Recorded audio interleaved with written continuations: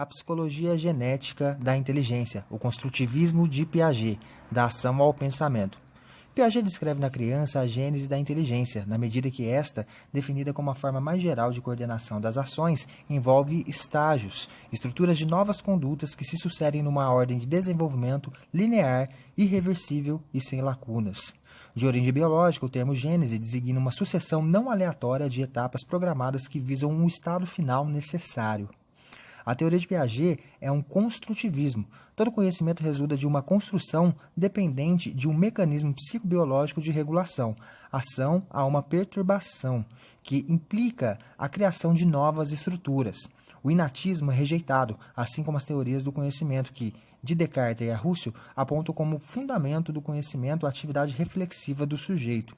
O empirismo também é negado, porque o processo psicológico em ação no conhecimento não é a associação dos fenômenos mais elementares, mas a integração, a incorporação ou assimilação do objeto a partir de uma ação sobre o mesmo, estando o desenvolvimento do conhecimento dependente da coordenação das ações. Os estágios da inteligência, a aquisição da reversibilidade. Piaget distingue 3 fases do desenvolvimento da inteligência, desde o nascimento até o início da adolescência. 1. No estágio sensório-motor, do nascimento até aos 18 ou 20 meses, domina a inteligência sensório-motora. 2. No estágio pré-operatório, até aos 7 ou 8 anos, a estrutura é de dependência funcional entre ações e objetos e entre objetos. 3. No estágio das operações concretas, dos 7 ou 8 anos aos 11, 12 anos, começa o estágio formal ou abstrato do adulto. O bebê vive numa interdiferenciação relativamente ao mundo exterior, egocentrismo infantil, antes de se descentrar progressivamente até se situar no mundo como um objeto entre outros, cuja realidade e permanência ele constrói. Ao mesmo tempo, constrói-se esquemas que permitem às ações irreversíveis interiorizarem-se, alcançando o estatuto de operações reversíveis, podendo ser objetos de representação em sistemas. Por volta dos 7 ou 8 anos, a criança compreende, de forma, em geral, súbita, que 2 fileiras de 10 marcas, mais ou menos, espaçadas podem, porém, ser iguais em número. A reversibilidade das operações permite a constituição de invariáveis. Por exemplo, a conservação das qualidades físicas, condições das ideias de números. O estágio formal, caracterizado pela capacidade de combinar as operações em todas as ordens, favorece o pensamento hipotético-dedutivo, ligado à compreensão do possível e do necessário. A descoberta da reversibilidade operatória assinala a constituição do sujeito epistêmico, que se liberta da ação própria em proveito de coordenações gerais de ação, formas permanentes de reunião, ajustamento, ordenação, correspondência, etc., que ligam umas ações às outras e constituem, assim, a sua subestrutura necessária. A reversibilidade está ligada à consciência do sujeito individual, que, centrado tudo na ação e nas impressões subjetivas que acompanham, é arrastada pelo fluxo dos processos internos e externos e é iludida pelas configurações aparentes. Piaget define a lógica como a expressão das coordenações operatórias necessárias à ação. Mecanismos e estruturas. Gênese e estrutura são indissociáveis. A cada estágio corresponde uma estrutura operatória privilegiada, que contém em si a própria possibilidade de evolução, a partir dos estudos experimentais da gênese, na criança, de uma série de noções, causalidade, número, velocidade, movimento, tempo, espaço, símbolo, juízo, raciocínio, etc.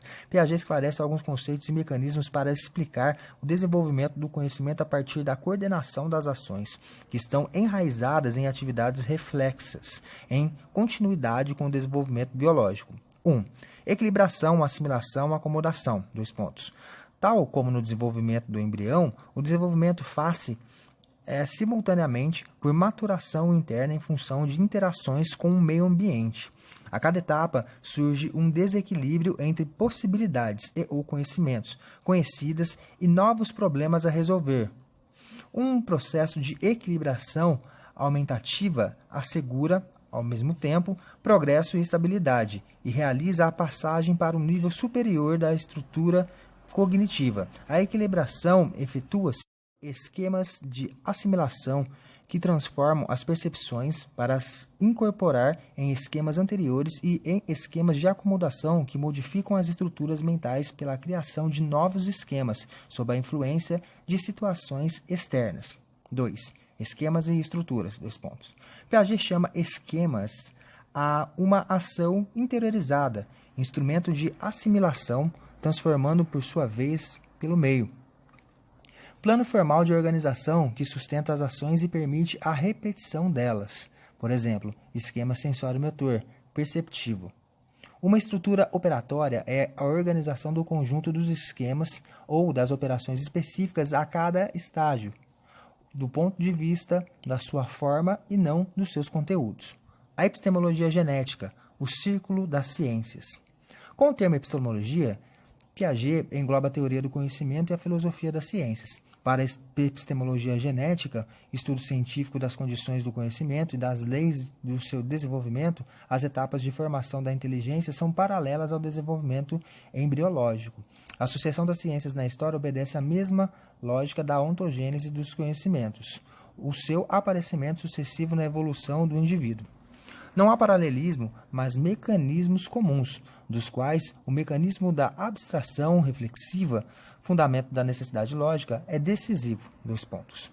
Tomada de consciência, num determinado estágio do desenvolvimento psicológico, das coordenações da ação, origem de novas operações, sobre as primeiras. O desenvolvimento dos conhecimentos faz-se pela construção de metasistemas que explicam práticas operatórias dos níveis anteriores, tomando essas práticas operatórias como objeto de reflexão. A epistemologia genética é, então, construtivista. Ao invés do empirismo, considera o conhecimento como uma atividade prática ou cognitiva. Ao invés do apriorismo ou inatismo, a epistemologia genética não vê no conhecimento a projeção de estruturas de espírito.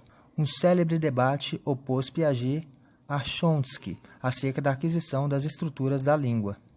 Há uma dialética do conhecimento no sentido em que o sujeito se conhece ao conhecer o objeto, tanto no indivíduo como na história da humanidade. A inteligência estrutura-se funcionando, produz novos instrumentos do conhecimento ao explicar o mundo. As classificações hierárquicas fixa de tipo positivista, Augusto Comte, por exemplo, Piaget opõe um círculo das ciências, que reproduz o círculo epistemológico fundamental do sujeito e do objeto no conhecimento, classificação circular em que a psicologia, a genética, se alia à matemática e à lógica. As operações do sujeito descritas pela psicologia genética são o fundamento de todas as teorias de ordem lógica e matemática. Matemática, física e biologia desembocam na psicologia, que pode explicar como se elabora os instrumentos, mas sem os reduzir a processos psicológicos, sendo esses instrumentos os mesmos que permitem o conhecimento psicológico. O desenvolvimento da psicologia e da sociologia dá sentido às outras ciências. Da mesma forma, todo o progresso da física enriquece a matemática e a biologia.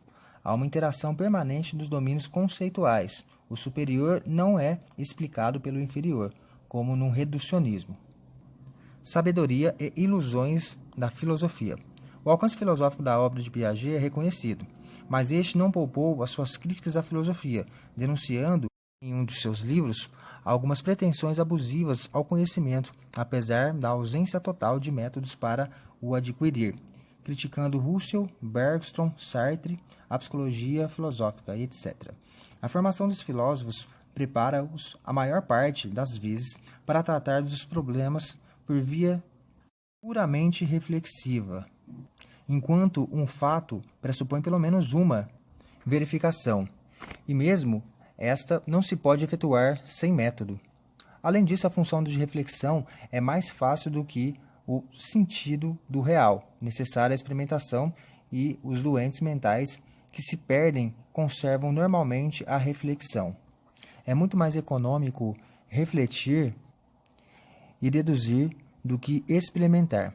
A filosofia constitui uma sabedoria indispensável aos seres racionais para coordenar as diversas atividades do homem, mas não alcança um saber propriamente dito, provido das garantias e dos modos de controle que caracterizam aquilo a que se chama conhecimento.